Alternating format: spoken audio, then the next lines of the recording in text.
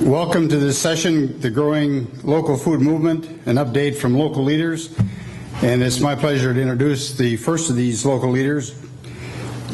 Jennifer Taylor is an assistant professor at Florida A&M University. She serves on the National Organic Standards Board and was appointed by U.S. Secretary of Agriculture Tom Vilsack. Her role on the Standards Board includes serving as a member of the Policy Development Committee, and she has been assigned to chair the Materials Committee. Dr. Taylor serves as a coordinator of the FAMU statewide small farm program.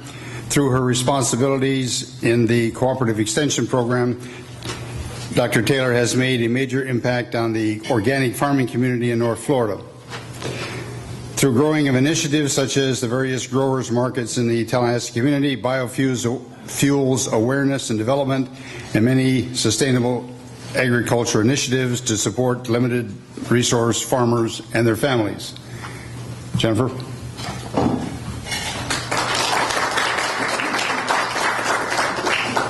Good afternoon. Thank you for joining us. I thought we could start. Okay, thank you. I thought we could start. Is Catherine still here? Okay, yes. She's passing out a sheet of paper. If you all could maybe take a moment and write down what you feel are some of the critical food issues within the state of Florida, or within this region. You can forecast to the United States as well. And then we will collect them, and our panel will give it a try and answer some of the critical issues as you see them. I thought it would be good to look at how a global organization such as the United Nations, in their work with different agencies and governments and grassroots organizations as well, how they focus on the issue of sustainable development, or developing sustainable communities.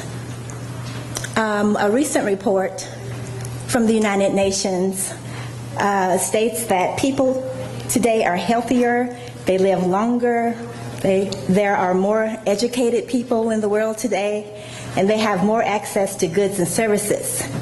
But there are major regional differences and stark inequalities within countries. And then they forecast and examine the demand for resources, which they say is expected to increase by 2030. The world will need at least 50% more food, 45% more energy, and 30% more water. Another fact sheet estimates that, coming from the World Health Organization, estimates that more than 1 billion people cannot access the health services that they need when they need them, because either those services are not available or people cannot afford them. At the heart of the problem, they say, is poverty and disempowerment, which prevent access to nutritious food. And then they suggest that a major overhaul of the global food and agricultural system is needed to ensure food security for nearly 1 billion people who currently are suffering from hunger.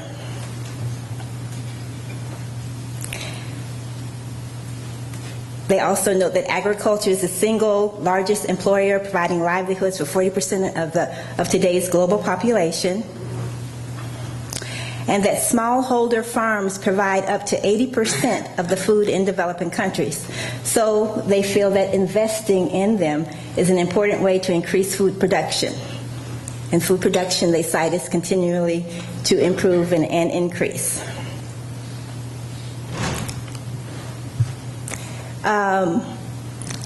Another fact report indicates that fundamental issues concerning how food is grown and consumed need to be addressed. Efforts are underway to reduce waste in food production and distribution, and to promote farming methods that reduce the negative environmental impacts of agriculture, like soil loss and water pollution. Then they also cite that Better dietary habits are called for in wealthy countries, which have a disproportionately and unsustainably high caloric intake. And then they cite that, but in poor countries, targeted aid is needed for populations where farming is most at risk. So what the United Nations calls for is a global reaction to these crisis situations. What they call for is an increased investment in local food production, improved access to local and global food markets, reduced waste through the supply chain.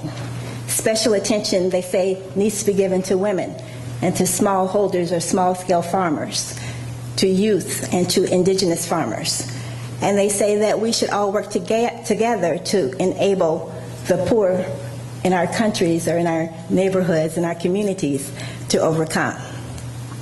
Now, some of these issues are the same issues that we're addressing right here in Leon County, in the state of Florida, as we look across the region. And I just found that it's interesting that the United Nations, looking at their global collaboration effort, can identify some of the same priorities that are important within our local communities.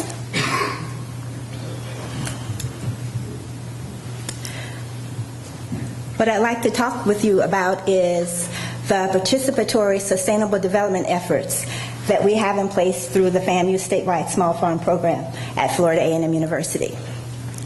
Participatory sustainable development is a concept that works to, if you're using it, it works first to identify and work with the population to identify the needs, what's relevant to that population in providing solutions and setting priorities, and then again coming back and working with that population to develop education, relevant education, and relevant hands-on training for the population.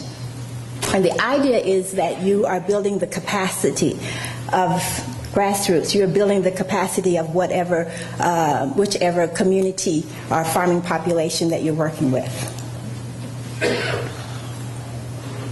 So we're working with small farmers, right? We're working with resource-poor farmers.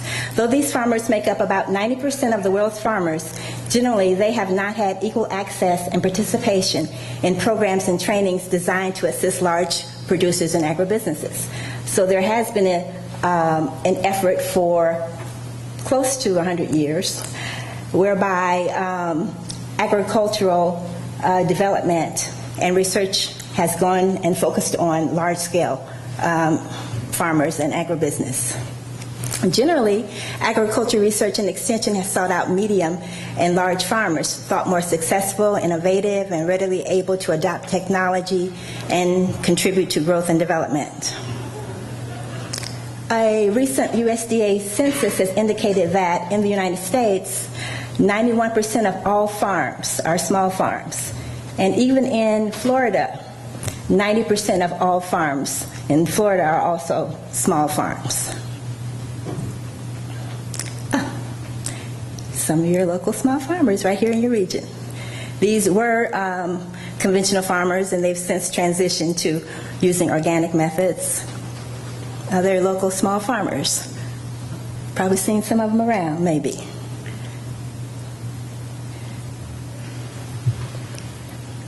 Okay.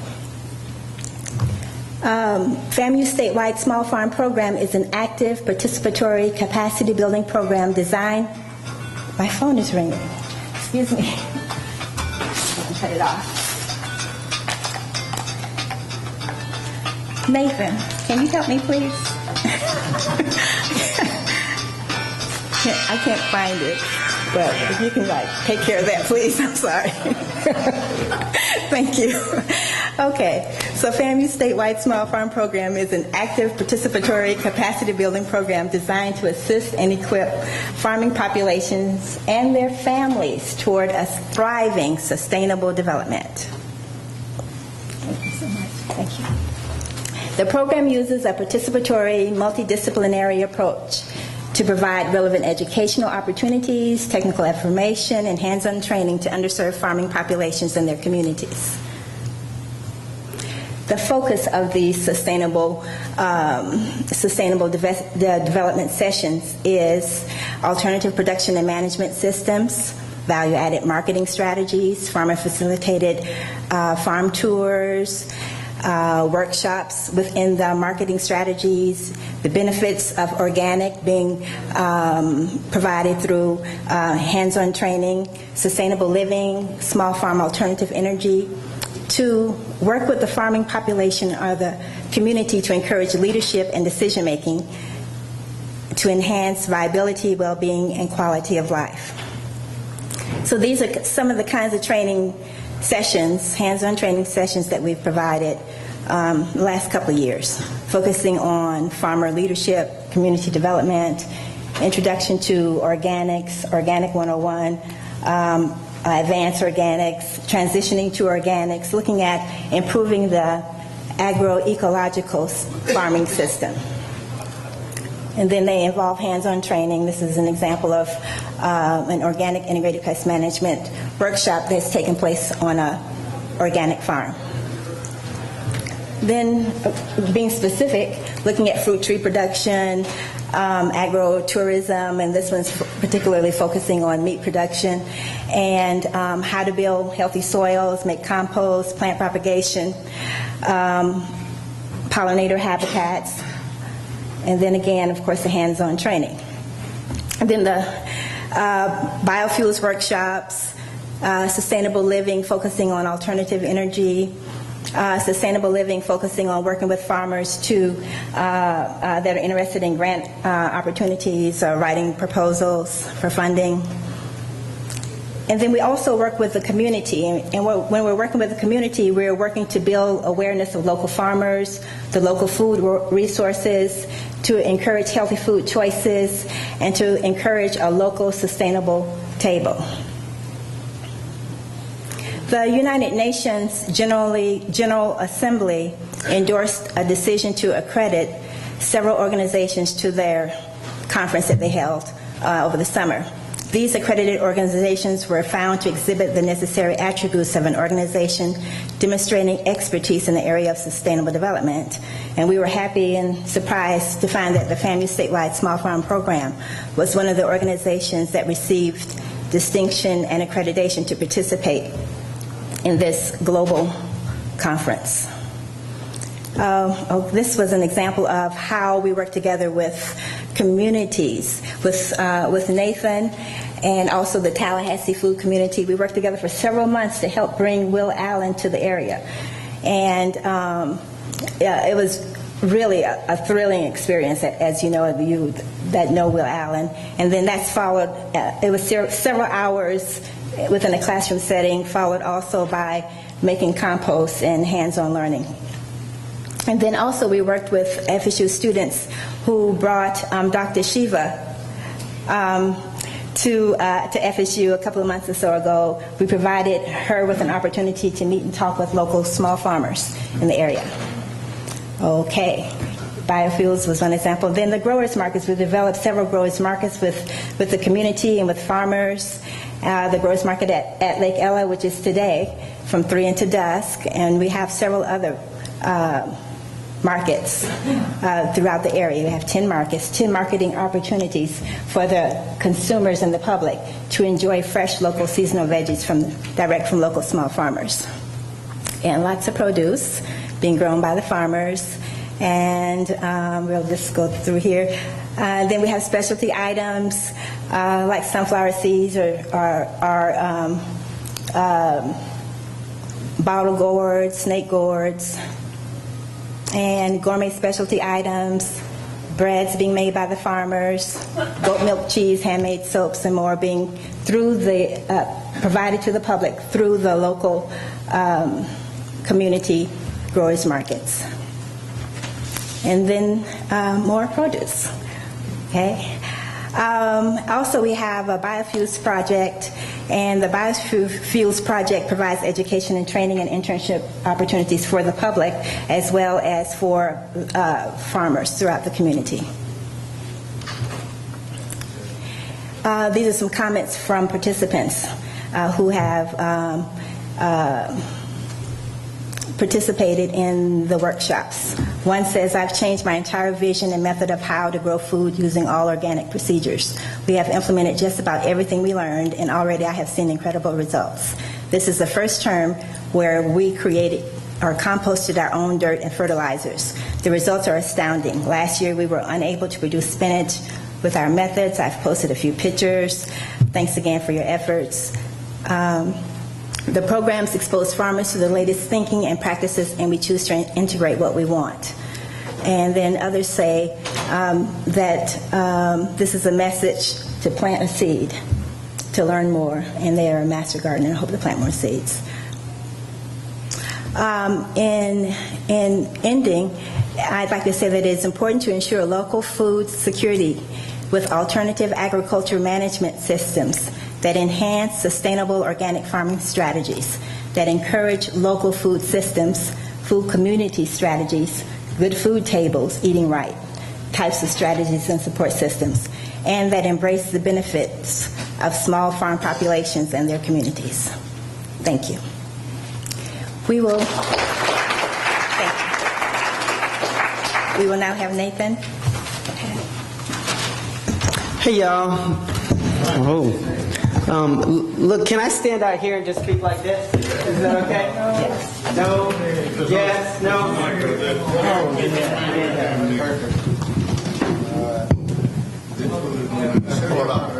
Perfect. All right, thanks. Good deal.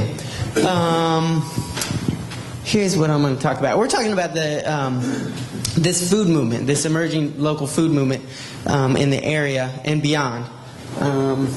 And we'll start there. Here's what I want to do is actually, I'm going to talk more and stuff, but first what I want you to do is talk to your neighbors, because this movement is emergent, and we're going to get to what that means.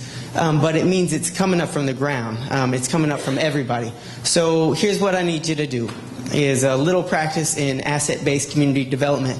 I need you to meet your neighbor, okay? And if you think you already know them, you probably don't know their whole name. So ask them their full name, okay? Number one, what's your full name? And then 3 things I need you to get out of your neighbor, okay? A skill that you have that's related to food. I know how to cook scrambled eggs, okay? A resource. I have a pot, okay? And a connection. My grandmother, she knew how to cook some mad collard greens. Okay, 1, 2, 3. A skill, a tool, or a resource, and somebody that you know that's on the food team. Go ahead.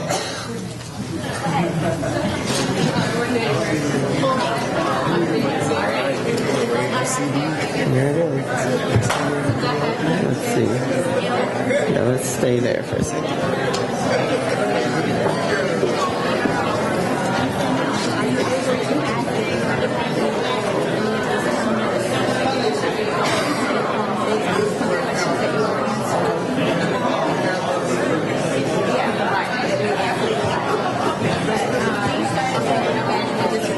All right, if you haven't switched already, go ahead and switch.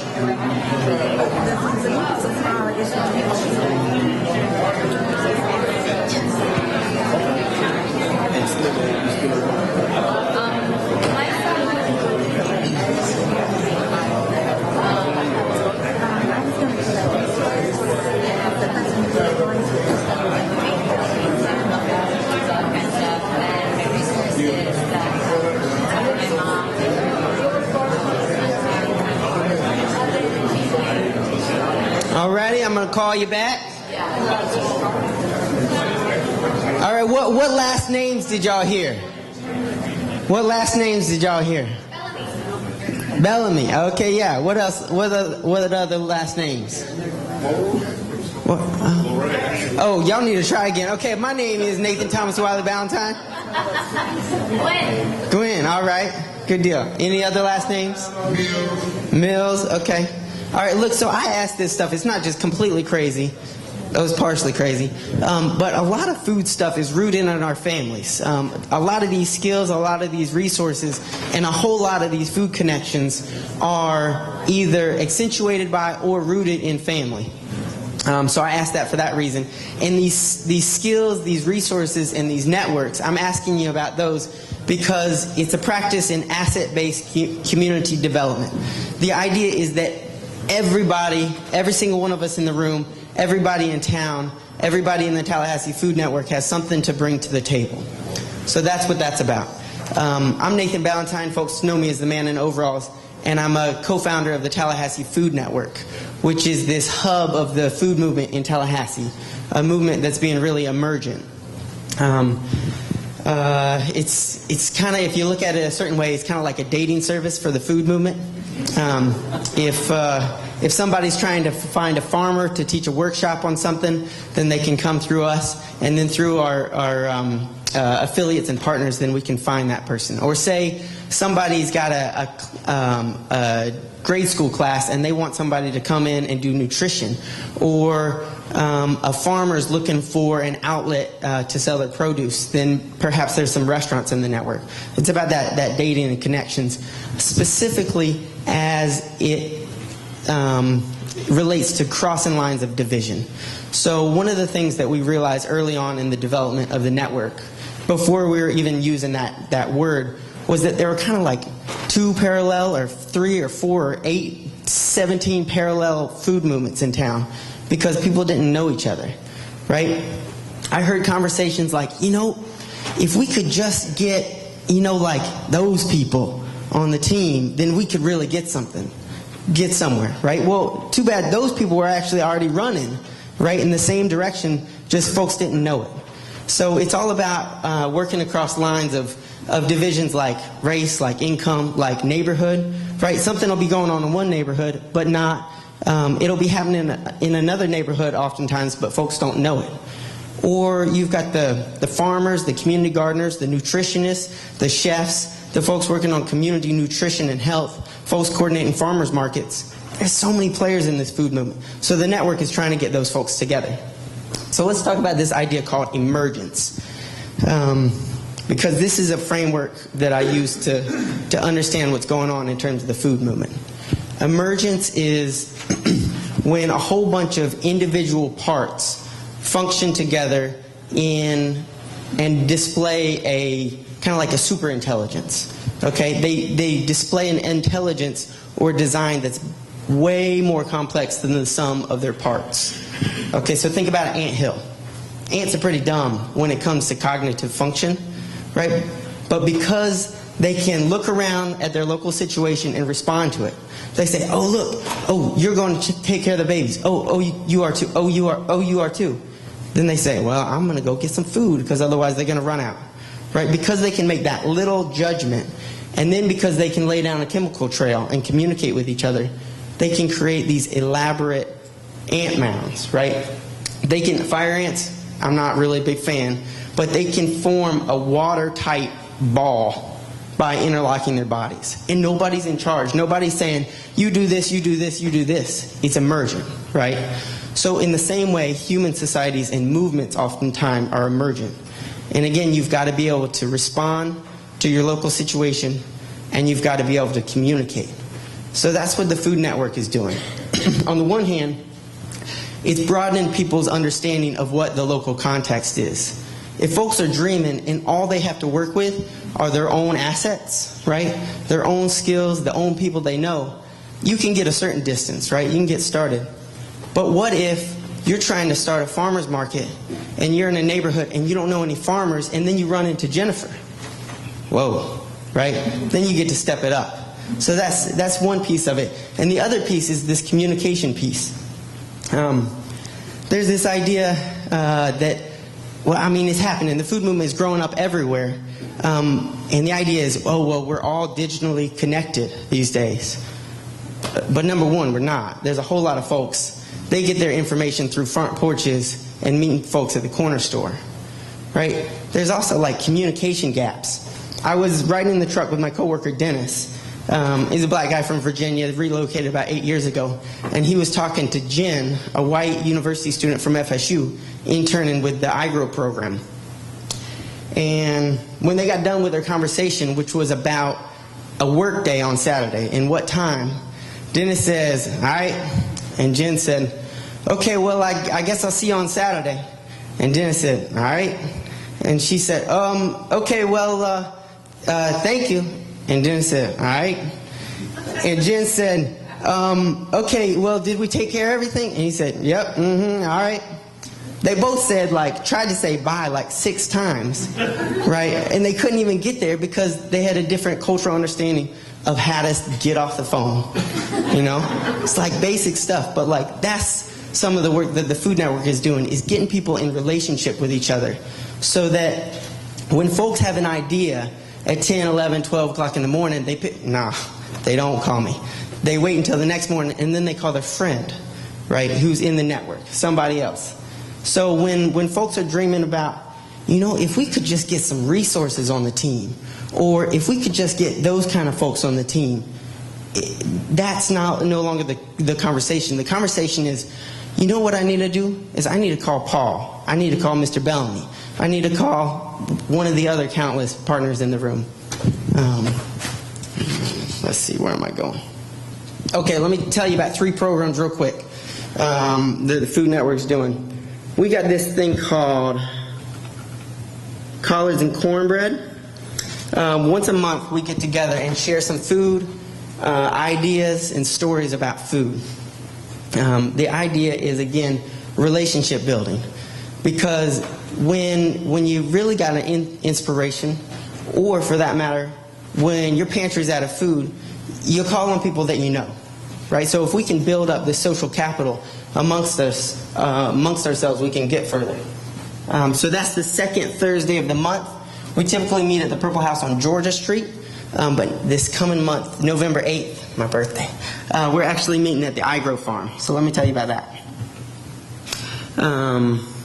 Here's a picture. iGrow is this program that grew up out of the Tallahassee Food Network. It's just rooted in relationships. Ms. Mitchell had a program called YELDA, Youth Empowerment Leadership Development Academy, and they started taking care of a garden at Second Harvest Food Bank. Meanwhile, she and Claire Mitchell and a few other folks, Cassima Boston and Joyce Brown, they went to a conference in New Orleans and got talking, and they said, well, look, let's get everybody. Oh, I jumped the gun, actually. This was actually pre-garden. So on that trip, they started wrestling with this idea of starting a garden at Second Harvest. And Claire said, you know what, I can extend some time to that project and help get it off the ground. Right? Mark stepped in. He helped them set it up. Farmer Herman, he came and helped them set up compost. Out of that YELDA program, we had a community garden tour last October, and some of the kids were on it. And at the FAMU garden, a couple of the kids were off to the side chatting about this and that, and I thought they were just cutting up. But it turns out I walked over and they said, man, we told Ms. Mitchell we wanted to have a farm. I said, what?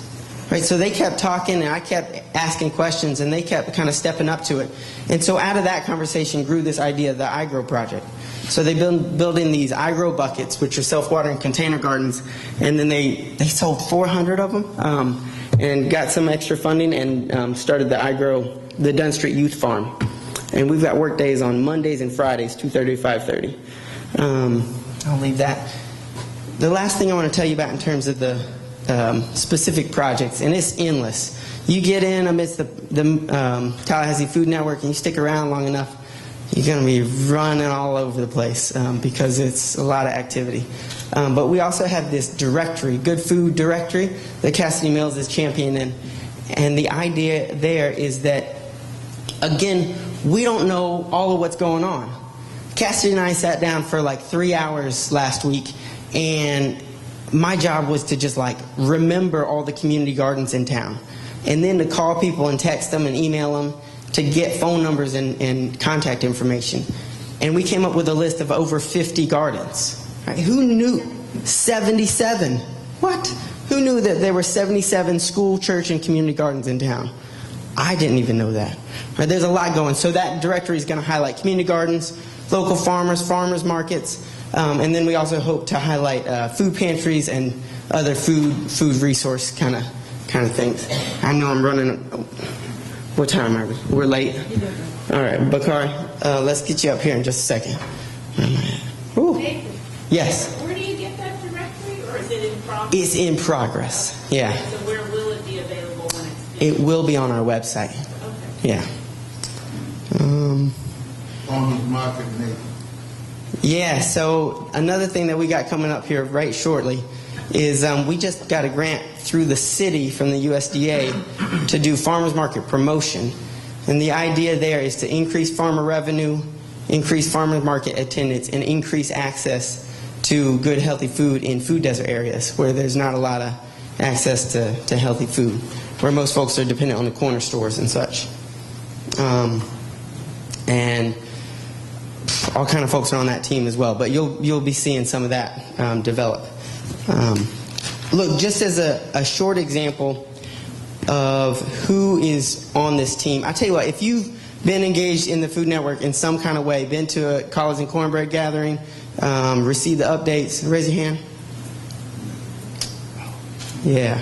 So I quick ran through some folks, and what I'd like to do is just highlight them because there's so many amazing leaders in this food movement that are stepping up. So I just jotted down a list of folks I saw today, and I'm going to miss some of you. I apologize. But Mr. Bellamy with the Frenchtown Heritage Market, Luis Devine with Red Hill Small Farms Alliance, Minister Ivy, Sowing Seeds, Sowing Comfort Ministries, Zach Galloway doing the community gardens at the city, Sundiata with Edify Mentoring and the Compost for Life. Yeah? Okay. Chef Shack Catering, and she's got this idea of doing the North Florida Culinary Incubator. Mark and Portia with the Mayan. Janice, Fort Braden Garden. Lori Jones does the Second Harvest Garden. Simon, David, TJ, Erica, and Cassidy from TSG, which is the Tallahassee Sustainability Group, and they coordinate the Gazvini Learning Center. Greenhouse. Paul Bike with Edible Landscapes. June Wiez with the Dietetics Association, Heidi Copeland with the Ag Extension, Priscilla with the Let Me Decide Genetically Engineered campaign, Will Sheftal with the Econlani Seed Exchange, John Baker in the Energy Resources and Environmental Policy Department at the city, who was instrumental, he and Lisa Galosi, in getting us that farmers market promotion grant, Catherine doing all kind of stuff, Maggie, and my folks, Tom Ballantyne and Sue Wiley, all doing awesome things. Let's see, where am I at? Okay, so to connect with us, 3 ways. We got this website, TallahasseeFoodNetwork.blogspot.com. If you Google Tallahassee Food Network, pops up. It's like the first 4 things. Also, you got the iGrow farm. If you Google iGrow Youth, that'll pop up. College and Cornbread are once a month. Second Thursdays, 1:30 p.m. Second Thursday, so November 8th. And I had another way, but I forgot what I was going to tell you about that. And the very last thing, yes, Mother. Yeah, November 8th at Dunn Street. You're right, Dunn Street Youth Farm. While we're transitioning to Bakari, will y'all get out your phones if you have one of these fancy phones? Do me a favor. We need to get some more views on our iGrow Facebook. So if you got a fancy phone, can you find facebook.com/iGrowYouth and give these kids an audience so that when they're communicating with somebody. Thanks, y'all. I'm going to turn it over to Bakari, who's going to share some details about the movement in Detroit.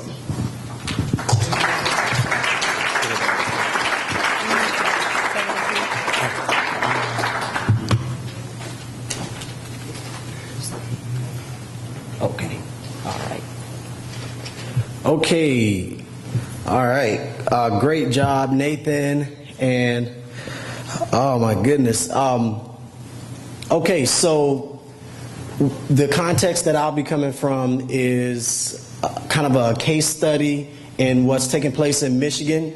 I'm a native of Jacksonville, Florida. The former director of the Houghton Jones Resource Center, which I'll tell you a little bit about in our presentation. For the past 6 years, I've worked as the director of the Houghton Jones Resource Center, where we became immersed in the urban agriculture movement and the good food movement that's taking place in Detroit, well, actually in Michigan in general. There was a contingency from Michigan State University, Detroit, Flint, that actually were kind of recognized internationally as the site for urban agriculture. So a lot of the things that they're doing in Michigan are kind of in the forefront internationally in terms of urban agriculture. And so I just want to talk a little bit about sustainability through community good food security. And this is actually a picture of some of the youth from the Houghton Jones neighborhood at our grand opening for our neighborhood farmers market in Saginaw, Michigan, which is about an hour and a half northwest of Detroit. Everybody from Michigan does this to kind of show you, oh, all right, we got a Michigander in the house. But if Detroit is here, Saginaw is here. So about an hour and a half northwest. And so thankfully, in this case, too many cooks didn't spoil the broth. This was a food demonstration at the grand opening for the neighborhood farmers market. And so it actually is a great picture of what good food is. So I'm going to talk a little bit about food deserts, food access in inner cities, the Houghton Jones neighborhood farmers market, and an opportunity to get engaged with what's happening here in Tallahassee. So food deserts are these. Mari Gallagher, a researcher, did a study on Chicago and Detroit and determined that there are places in the urban core where people have to go twice as far to go to what we would consider retail grocery stores than they do fringe food markets. These would include your gas stations, your retail liquor stores, 7-Eleven type places, which quote unquote are considered grocery stores, but for the simple fact that they have an apple and a banana on the front counter when you're checking out. This is defined as quote unquote a grocery, and they have milk in the cooler. But you and I know that these aren't the best places to get groceries. So food security is all persons in the community having access to good food at all times. And we're not talking about emergency sources, so that doesn't include your places like your food banks or your food pantries. And so good food, as defined by the W.K. Kellogg Foundation, is food that is healthy, food that is green, food that is fair and affordable.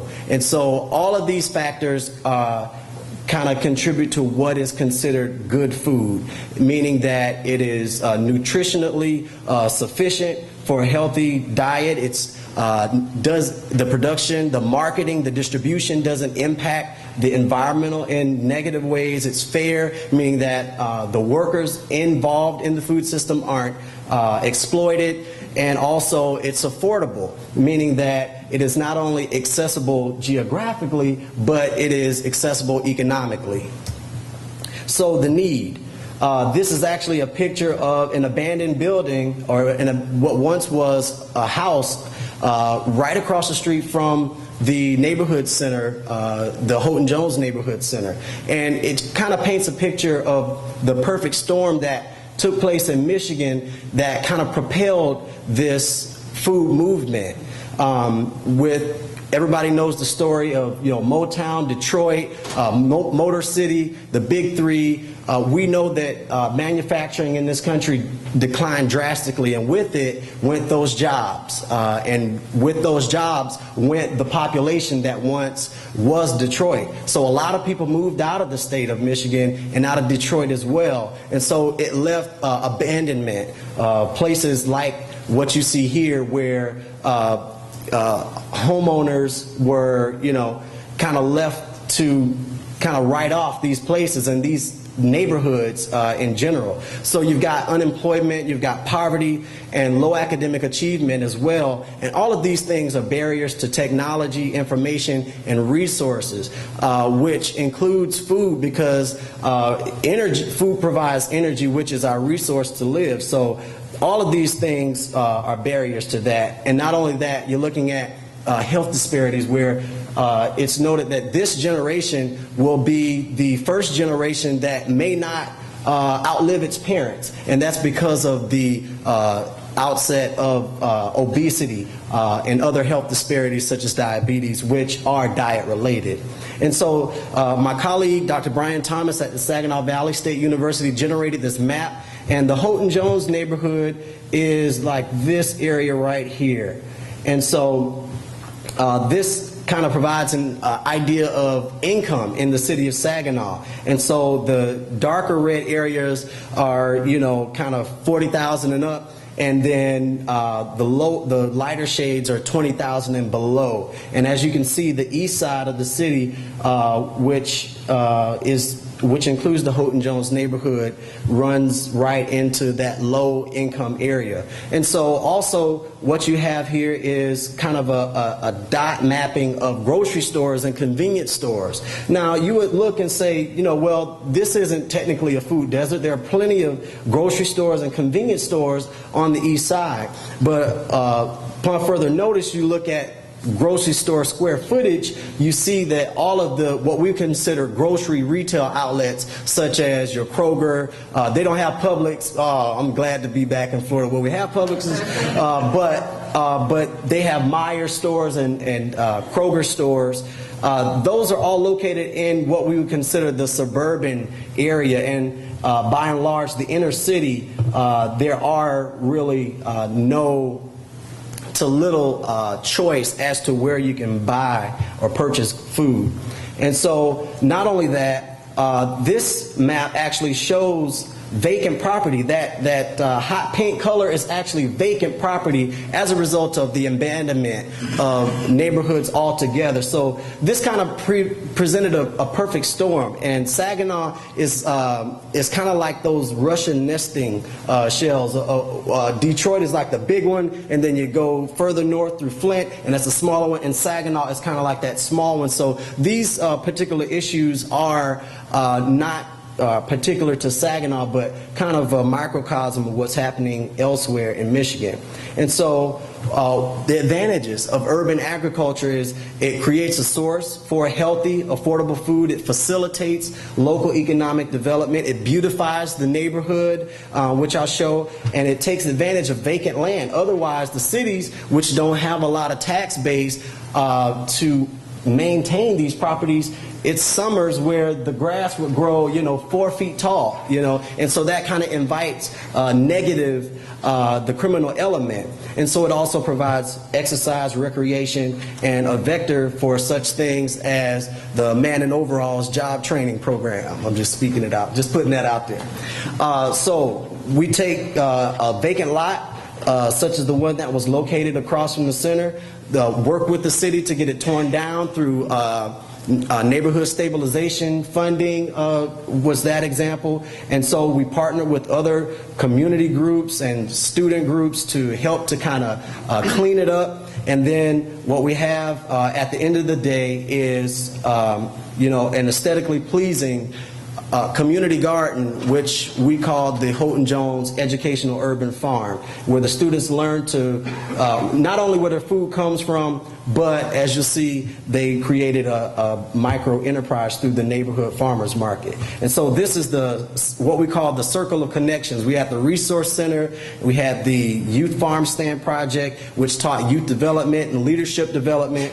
The social entrepreneurship aspect, where the young people were selling their produce, and health and wellness, because they were getting out there, they were being active, and they were eating, they were more likely to eat healthier food. And so the foundation for that was academic building blocks, which we tried to look at education as not just in the classroom, but hands-on science through urban agriculture and working with young people.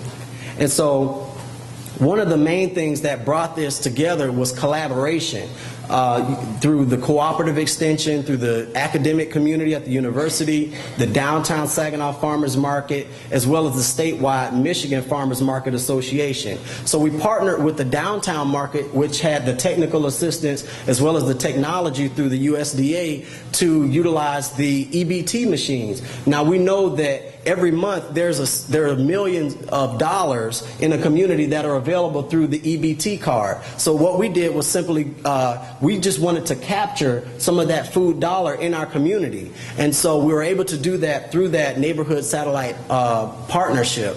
And while we're on the topic of sustainability, money in a community is like blood in the body. The more that it circulates, the stronger and more resilient a community is to overcome the challenges. But the more blood leaves the body, the weaker and weaker a community becomes. So we look at urban agriculture and neighborhood farmers market as opportunities to strengthen our community to be able to withstand some of the economic challenges ahead and the ones that we're currently facing. And so our goal was to increase local access to healthy produce, to provide an outlet for local farmers. Part of the grant was to purchase produce from a small family farmer, which increased their opportunity for revenue and allowed us, because we couldn't grow enough to actually stock a neighborhood farmers market, so we partnered with the downtown market to purchase at a wholesale value, so to speak, from their vendors, which expanded that family farmer's opportunity for revenue. And so I'm just going to play a short clip of the YouTube video just to kind of give you an idea of the community's excitement about this particular program. If it comes up quickly. Okay.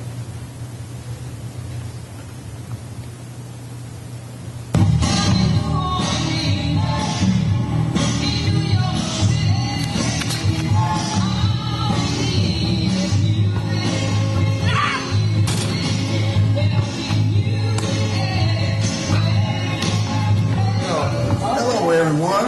I'm Kirby Merle, the garden coordinator this year for Farm Fresh Market here at Home John Center. Hey, welcome you took time to plant vegetables all summer long. I think we started around April, and now we get it on harvest. And today is our grand opening. And we have a whole lot of people here that come in to support the market, buying our wonderful vegetables that we grow here ourselves. We also have Chevy in here, cooking some of the vegetables, and we're just having a wonderful time. I'm enjoying some of this cooking right now. Farm question, hope you get on. Thank you. Okay. I think that was a pretty good commercial there. And so if you want to talk more about the local food movement, we have an opportunity to do that on Saturday from 8:30 to 4:30 p.m. And you can just talk with Nathan for more information. And if you have those, if you've written questions, we kind of pass them up or come to the front, use the mic, or just speak from where you are. We want to allow the opportunity for questions. We're just about out of time. Okay, we're out of time. So I guess talk with Zach. Thank you very much.